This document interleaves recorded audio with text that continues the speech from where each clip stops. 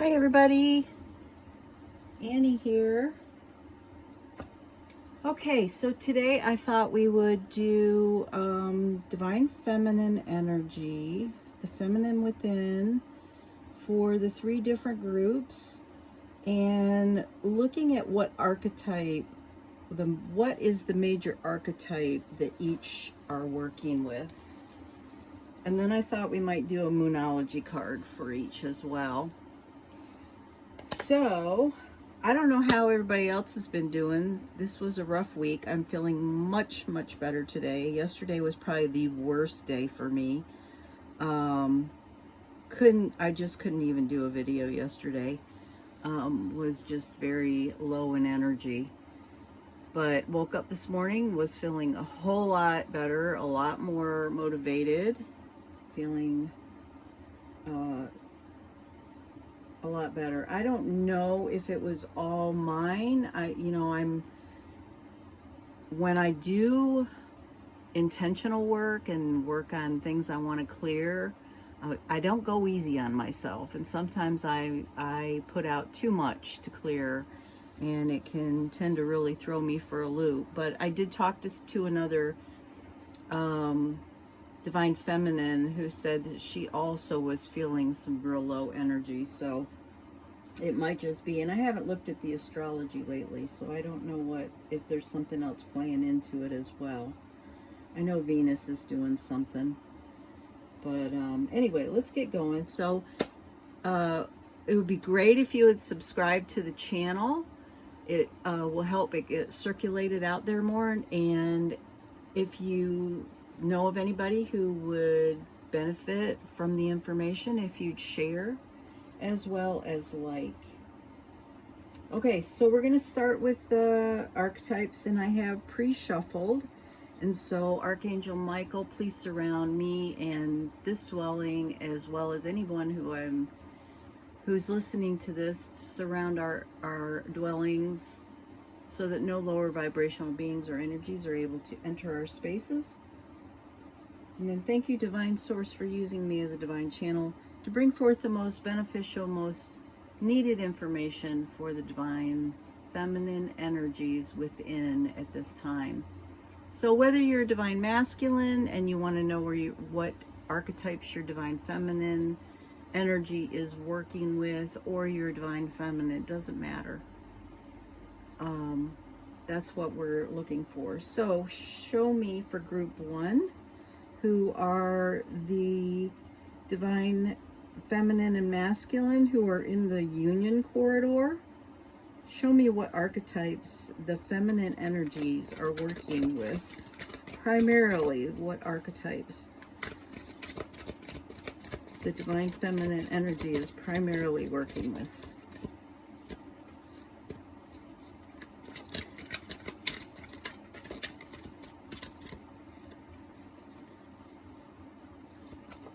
Oops. Okay. Wow. Okay. So I get addict. The light attribute helps you recognize and confront addictive behavior. And the shadow attributes compromises integrity and honesty, allows an addictive pattern to have authority over your inner spirit. Very interesting. So, addictions can be anything. Addictions can be shopping, sugar. For me, it's sugar. It could be drugs, alcohol, anything that you do to excess. It could be gambling, spending money. Let's see. Conspicuous, consumer, glutton, workaholic. Not limited to your drugs, alcohol, food, and sex.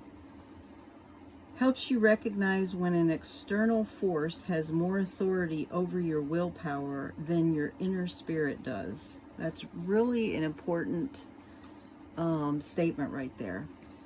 Helps you recognize when an external force has more authority over your willpower than your inner spirit does. Perseverance in breaking its hold empowers your psyche. And the shadow represents the absence of self-control and internal balance. Compromises your integrity and honesty. Look for a lifelong pattern of trying to overcome the tendency or need for a substance or a person so intensely that you compromise relationships, finances, integrity, character, or emotional and psychological well-being. So I was thinking, as I was reading this, I was just, for my other channel, I was doing the root chakra today, and was talking about how power and money tend to be the main things, according to Carolyn Mace, that affect the root chakra. And basically it's safety and security. And of course that includes your boundaries. If you don't feel safe, you don't trust people, you don't trust situations, and it's difficult for you to have boundaries if you're out of balance in the root chakra. And I think that is something to really look at in yourself, as far as external forces. Is there somewhere in your life where there are external forces that have more authority over your willpower than your inner spirit does? Okay. So let's ask for the second group. What archetype is the main archetype? The second group, our group who is still working on learning lessons and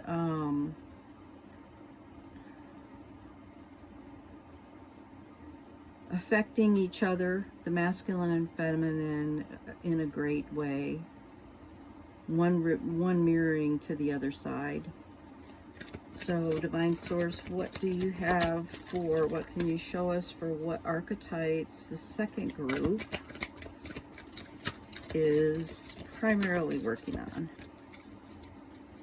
What is the primary archetype the second group of feminine energies are working on?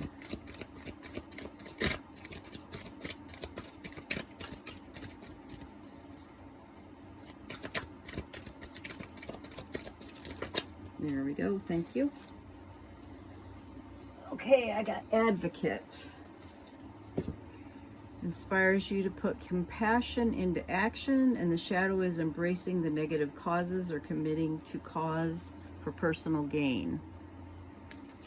Okay, so let's see what else we got in the book on Advocate. Comes right after Addict. Attorney, defender, legislator, lobbyist, environmentalist. Embodies a lifelong devotion to championing the rights of others and the passion to transform social injustice. Dedicated to inspiring the empowerment of groups or causes. The shadow side manifests in false or negative causes while seeking personal gain. Ask yourself how much of your life is dedicated to social causes and a willingness to take action.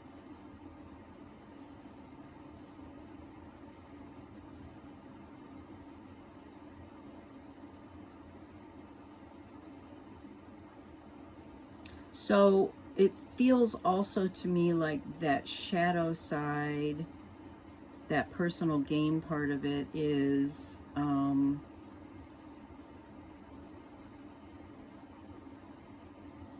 it has to do with reciprocity.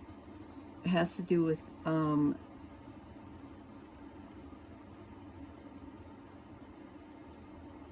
not empowering other people or groups or causes. Instead, even if it's in a false way, promoting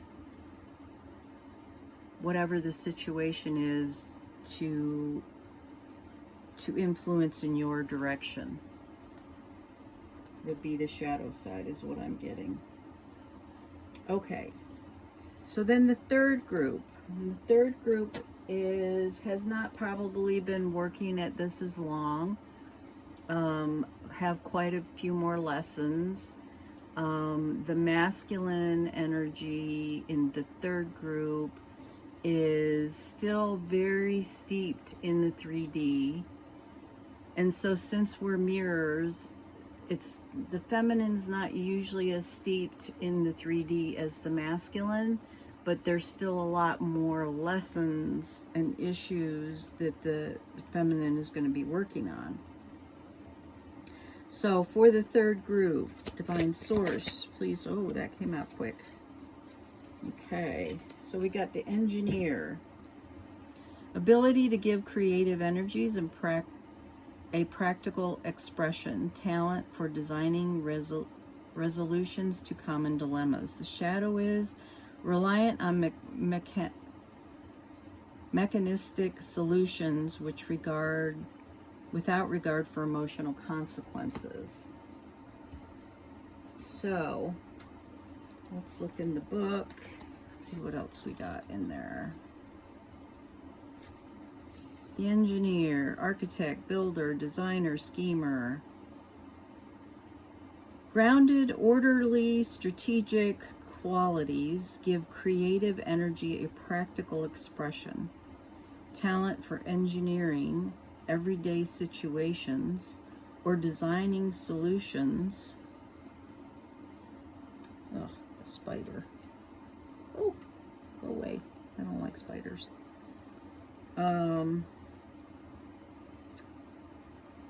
And the Shadow Engineer manifests as a master manipulator, designing situations to one's own advantage,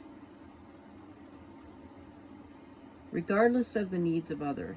Look for a pattern of designing and building structures, devices, and solutions. I gotta go let this spider outside.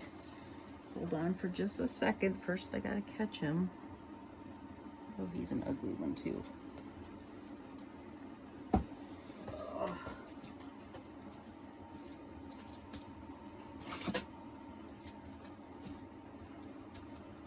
Where'd you go, buddy?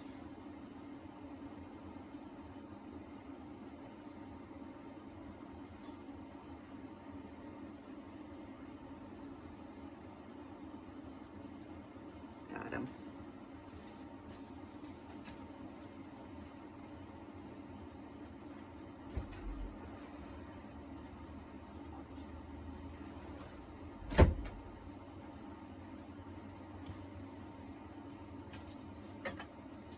Okay, sorry. All right, so let's do a moonology for each.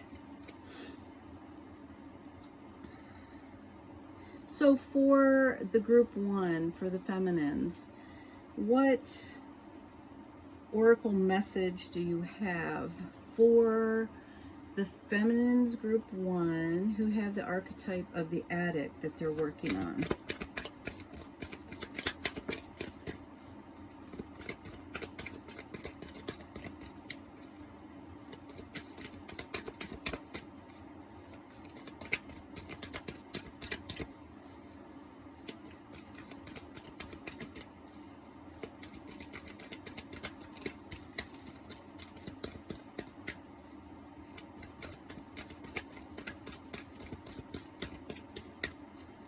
Sometimes these cards stick a little bit. There we go.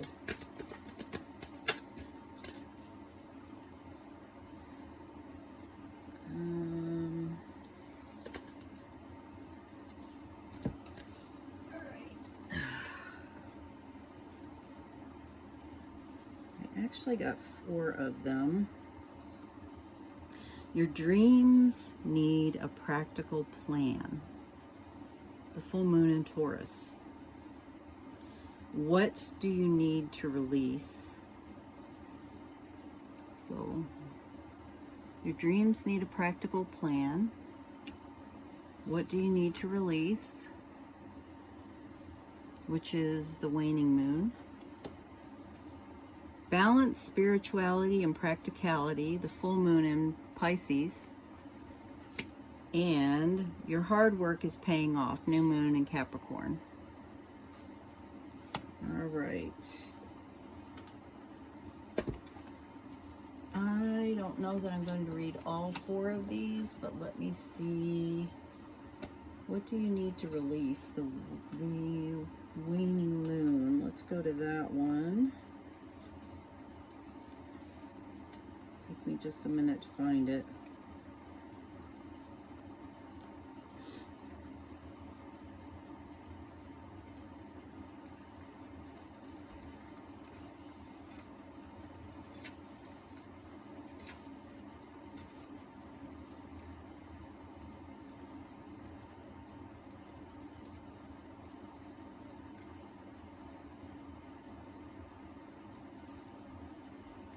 Should be in this section in the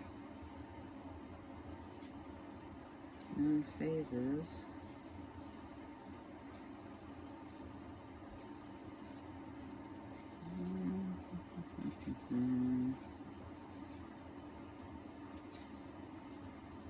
Okay, it's not there. I know it's not in the full moons. Might be in this X section though. Special moons. Yep, that's where it's going to be. Okay, what do you need to release? The waning moon points to what's falling away. Life goes in cycles, and sometimes we need downtime or to let go. No matter when the moon cycle, no matter when in the moon cycle you pull this card, it's a sign that a situation has peaked for better or worse, and it's time for you to go easier.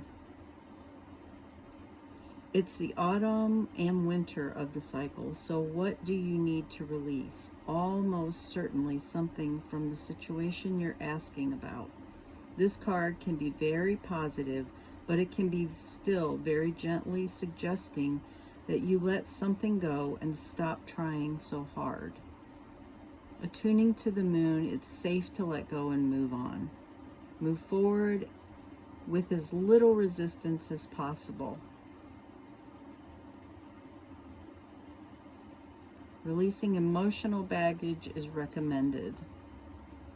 Saying sorry to someone. Soon you'll see what lies ahead. Do energetic work such as meditation or yoga. The teaching is, at the time of the waning moon, take a moment to look up to the sky every night. You will see the moon growing smaller and smaller as it moves from the full moon to the new moon again, to new again. And we're going the opposite. We're in a waxing moon, actually. It's time when things are falling away. It's certainly not a time to cling on to anyone or anything. Drawing this card suggests that your situation is in the autumn to the winter phase, so hunker down and start your regeneration process. So it does feel overall like the eclipse energy is very much in effect here, as well as the Mercury retrograde that we're still in. So I feel like by doing this, by letting go, that you will be balancing your spiritual and your practicality, and that your hard work will pay off. And in doing all of this, it will help you to have a more practical plan come into play for you. And I just realized there was one underneath there, and it's believe in the impossible. Okay? All right, so for the second group of divine feminine energies, what oracle messages do we have for this group who has the archetype of the advocate? Oops. Okay, I got two of them here. So we have luck is on your side, which is the new moon in Sagittarius, and hold your vision, which is the fixed moon. So the new moon in Sag, new moon in Sagittarius. Whatever is coming your way, it looks set to put a smile on your face. The new moon in Sagittarius can mark the restart of fun after a period of feeling low. The energy of adventurous and even willing to take a new risk. But be careful you don't bet the farm or on something here, as the Wheel of Fortune is still spinning. This card is about to explore life metaphorically by exchanging big ideas with others or just thinking about your own philosophies. Perhaps it's time to change your mind about something important. It can also signal that a trip away is coming. If that's something you're working to achieve, but the overall message of this card is that whatever happens next will be some sort of gift, even if it simply means widening your worldview. So count your blessings, literally. Write them down or say them out loud. You need to laugh more. Don't worry. Be more open-minded. This is a wonderful time to start a course or a study or teaching, and start a week with gratitude practice. The teaching. Sagittarius is a sign of fun, travel, exploration, and great cosmic quests. It's the sign of big ideas. Its energy and expansiveness, upbeat, lucky, and divine. The new moon in Sagittarius exudes all of this, as does this card whenever you draw it. Nothing is set in stone with Sagittarius, and an optimistic energy could attract all manner of good things if you tap into the energy by expecting the best. Nice. So hold your vision. Hold that vision for yourself. And I do think it's really important to do like a gratitude journal or something. Like every evening I try to write. I have a thing set up. I've done it for a couple years. For a short time I stopped doing it and I noticed things got more difficult in my life. But I try to write down, even if it's something really small, I try to write down something that I'm gratitude or a win that I had in that day. Or if there's something that miraculous that happens, like I did have something last week that was pretty miraculous that occurred for me. I write it down in there just to put it down on paper and feel the gratitude of it. Okay, so for our third group, that of divine feminine energy, the feminine within, that is working on the archetype engineer as our main archetype for this group. What message do we have from the Oracle for this group with the archetype engineer?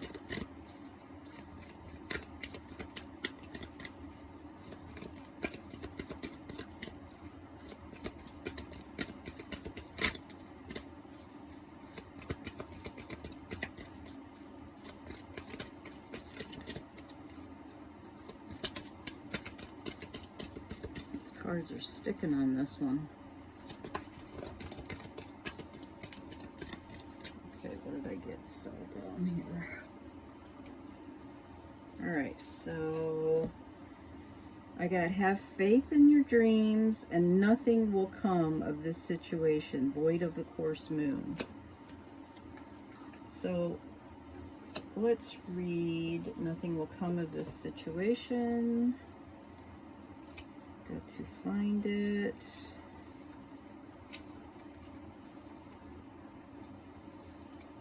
Void of the course moon. In a form of astrology known as horary, where an astrological chart is cast according to when the question is asked and decoded, a void of course moon means nothing will come of this matter, or the situation will bear no fruit. This may or may not be good news, depending on what you are asking. For example, if you are worried about something, whatever it is, this card can be taken to a sign that there is nothing to worry about. However, if you're asking about a new project of any kind, including a relationship, a new relationship, it's a sign to adjust your expectations or change things so that you get a different outcome. Remember, the cards can only predict what you are currently creating, and you can change that with both your behavior and your beliefs. I trust in the highest good is the attuned to the moon. So the chances of something are diminishing. Something better may be around the corner. Believe that you will get what you need, surrendering to the divine, and take time out to meditate and contemplate the teaching. The main definition is when the moon won't make a major connection with any of the planets until she enters the next sign. The best thing you can do when you get this card is to chant the Sanskrit words Om Namo Narayani. This means I surrender to the divine. A void course moon is the time to just be. So don't push the envelope is what I'm hearing. Don't push the envelope in any direction. Just be until the energy changes. But at the same time, know that you're working on the archetype for the engineer.